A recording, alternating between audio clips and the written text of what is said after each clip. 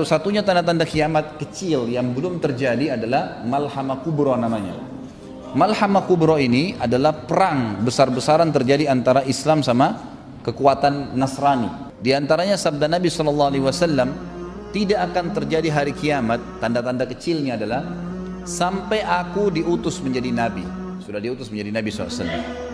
Meninggalnya aku. Nabi SAW sudah meninggal 1400 tahun lebih yang lalu, Bapak Ibu sekalian. Itu tanda-tanda hari kiamat juga. Kemudian kata Nabi SAW, juga tersebarnya penyakit taun yang banyak diantara kaum muslimin terbunuh. Ini sudah terjadi zaman Umar bin Khattab radhiyallahu anhu. Tersebarnya fitnah diantara kaum muslimin, dan itu juga dengan meninggalnya Umar bin Khattab. Kemudian terbebaskannya negeri Furs, Persia, dari kekufuran mereka dan mereka masuk Islam. Ini juga terjadi zamannya Uthman bin Affan, zamannya Umar bin Khattab. Lalu kalian akan mendapatkan Masjid Aqsa. Dan itu zaman Umar bin Khattab juga sudah terjadi. Jadi tanda-tanda kiamat kecil sudah berentetan, sudah terjadi semua ini. Dan yang sekarang kalau kita mau deret semua itu banyak sekali.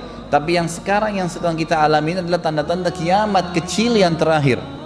Tanda-tanda kiamat kecil terakhir ini banyak diantaranya minuman khamar tadi saya bilang dianggap sebagai minuman yang biasa. Banyaknya laki-laki yang menyerupai perempuan, perempuan menyerupai laki-laki. Banyaknya tersebarnya tempat perzinahan. Negara mana sekarang yang tidak ada perzinahan kelihatan? Allahu alam, kecuali Saudi mungkin yang tidak ada terang-terangan. Kalau sekarang lebih banyak negara Islam, Indonesia negara Islam, lampunya terang, tempat diskotik, bar, maksiat, tempat perzinahan, umum perzinahan, cuma dinamakan tempat hiburan. Di dalamnya ada perempuan penghibur, udah tempat perzinahan, cuma dinamakan dengan nama lain. Saya kemarin umroh, ini bimbing umroh, saya masuk ke Turki. Saya pikir Turki itu mungkin seperti menamakan nama Islam, membawa nama Islam karena dulu khilafah Islamiyah. Sampai saya mengunjungi istana-istana para sultan yang dulu memimpin khilafah Utsmaniyah, sedih melihatnya. Subhanallah, hampir di setiap pinggir jalan jarang kita temukan perempuan yang berjilbab. Jarang sekali. Sampai saya tanya pembimbing turnya, laki-laki, saya bilang, ini sudah jadi kebiasaan orang-orang Turki. Apa ini semua muslim? Dia bilang ini semua muslim. 95% muslim, sama dengan kita. Orang Indonesia banyak sekali muslimnya, tapi nggak ada simbol Islam. Tidak ada simbol Islam di situ. Ini bukan tanda-tanda hari kiamat. Tanda-tanda kiamat kecil juga adalah terbukanya aurat. Sampai-sampai kalian sudah sampai-sampai orang yang menutup aurat itu dianggap asing, dan orang-orang yang membuka aurat dianggap prestasi. Sekarang sudah terjadi itu. Orang yang jalan sekarang perempuan pakai rok pendek percaya diri, orang yang pakai jilbab malu jalan di tempat keramaian. Terbalik sekarang. Satu-satunya tanda-tanda kiamat kecil yang belum terjadi adalah Malhamah Kubra namanya. Malhamah Kubra ini adalah perang besar-besaran terjadi antara Islam sama kekuatan Nasrani. Saya bukan menyebutkan ini kemudian mengatakan kita harus perang, bukan. Ini memang hadis Nabi menyampaikan masalah itu. Nabi SAW menjelaskan akan terjadi nanti tahaluf itu kesepakatan antara kalian dengan Bani Ahmar. Bani Ahmar itu orang turunan orang-orang non muslim, diistilahkan dengan Bani Ahmar di zaman Nabi SAW. Bapak Ibu sekalian, kata Nabi SAW, nanti akan tahaluf, akan bersatu untuk memerangi satu kaum. Tidak tahu kaum ini siapa, Allahu alam. Siapa mereka yang akan diperangi tidak tahu, tapi waktu itu orang muslim sama orang Nasrani akan bersatu. Kemudian setelah menang melawan yang sedang menjadi target itu, dia dikeroyokin kelompok itu, tidak tahu kelompok itu siapa, Allahu alam.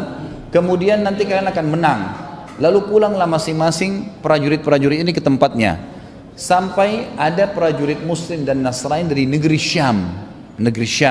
Jadi negeri Syam itu sekarang Syria, Lebanon, Palestina dan Yordania.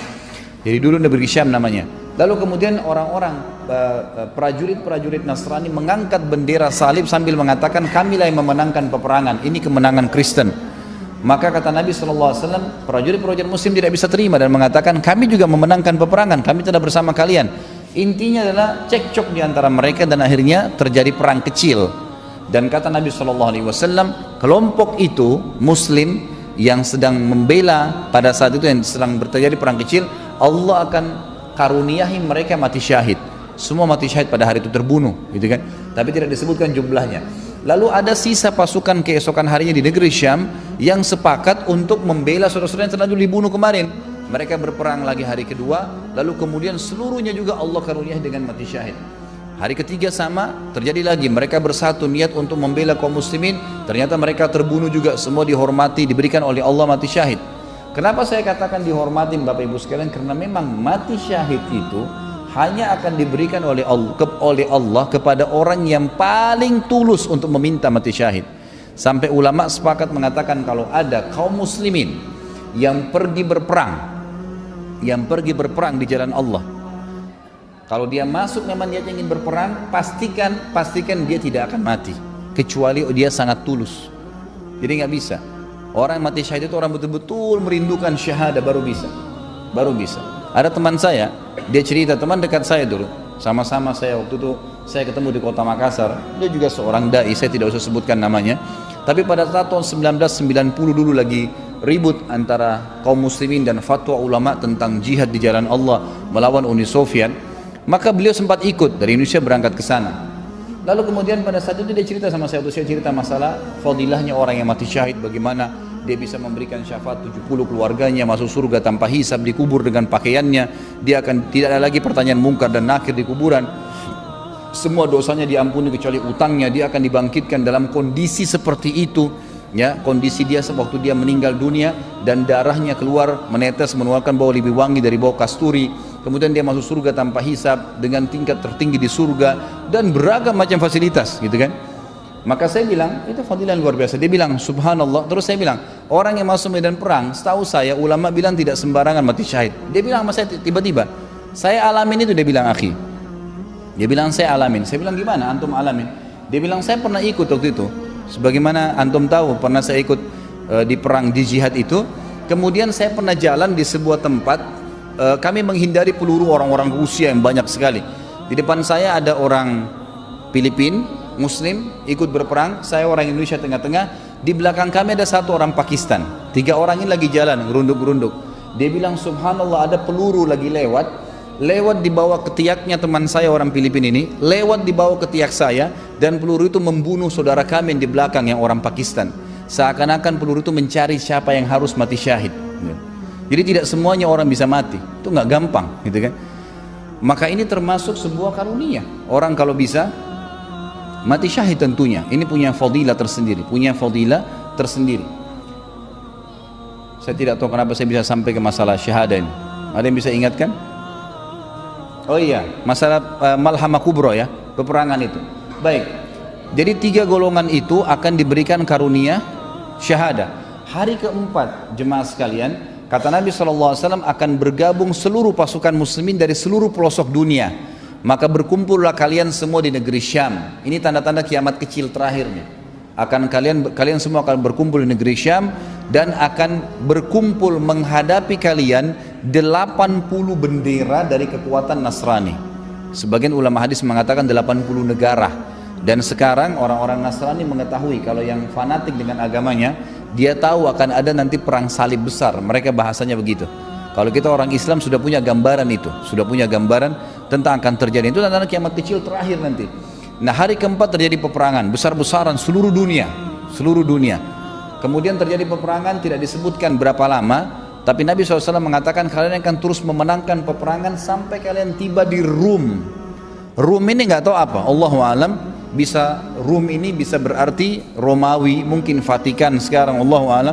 Tapi yang jelas ada sabda Nabi SAW yang lain, kalian akan membebaskan 2 kekuatan besar Nasrani dan akan ke Islam, akan masuk ke dalam agama Islam. Yang pertama Konstantinopel, Turki sekarang, dan yang kedua adalah Rum, kata Nabi SAW Rum. Lalu sahabat bertanya, Rasulullah, yang akan kami menangkan pertama, yang akan kami bebaskan, Konstantinia kah, Konstantinopel kah, atau Rum? Maka kata Nabi SAW, Konstantinia dulu baru Rum.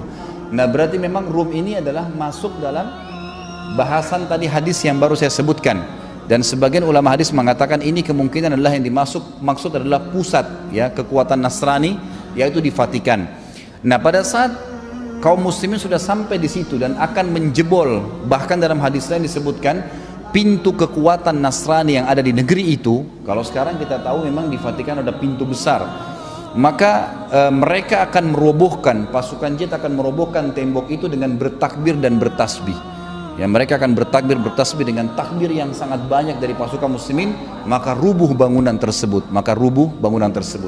Kata Nabi SAW sebagai penutupan hadis ini, beliau mengatakan pada saat itu iblis menjelma jadi manusia dan masuk di tengah-tengah kaum muslimin, lalu mengatakan, wahai muslimin, Dajjal sudah keluar di tengah-tengah kalian. Sementara semua umat Islam pada saat itu yang ikut berjihad sangat tahu hadis Nabi kalau Dajjal keluar. Dajjal adalah tanda-tanda kiamat besar pertama. Jadi ini pertemuan antara tanda-tanda kiamat kecil terakhir dengan tanda-tanda kiamat besar pertama. Karena tanda-tanda kiamat ada besar, yang ini ada 10. Yang pertama dimulai dengan Dajjal. Maka kata Nabi SAW, iblis akan menjelma menjadi manusia dan berkata, wahai muslimin, akan keluar atau telah keluar Dajjal di tengah-tengah keluarga kalian. Dan muslimin pada saat itu sangat tahu hadis Nabi, ya, kata Nabi SAW, akan keluar Dajjal nanti di akhir zaman. Siapa di antara kalian yang mendengarnya keluar di satu tempat, maka dia menjauhinya, menjauhi tempat itu, pergi jauh, jangan sampai mendekat, gitu kan. Dan siapapun, walaupun dia harus ke gunung, jangan seseorang di antara kalian berkata iman saya kuat lalu dia menghadapinya, maka dia menjadi pengikutnya, karena Dajjal akan mengaku sebagai Tuhan. Akan kita bahas nanti bagaimana Dajjal, ciri-cirinya, dari mana dia keluar, bagaimana kerusakan yang akan dia lakukan. Itu ada semua bahasan sendiri, tapi saya akan bahas transisi daripada atau tanda-tanda kiamat kecil terakhir ini. Kata Nabi SAW, maka pada saat itu seluruh mujahidin menyebar, kembali ke rumah-rumah mereka, karena mereka khawatir jangan sampai Dajjal sudah keluar di tengah-tengah keluarga mereka.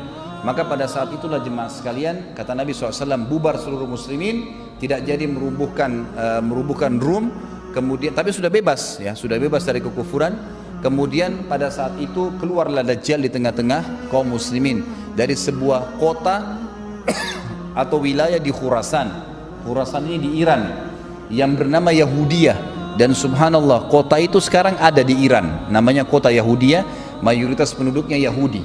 Kata Nabi SAW, Dajjal akan keluar dari situ diikuti dengan 70.000 dari orang Yahudi Asbahan ini wilayah Iran, Allahu Akbar.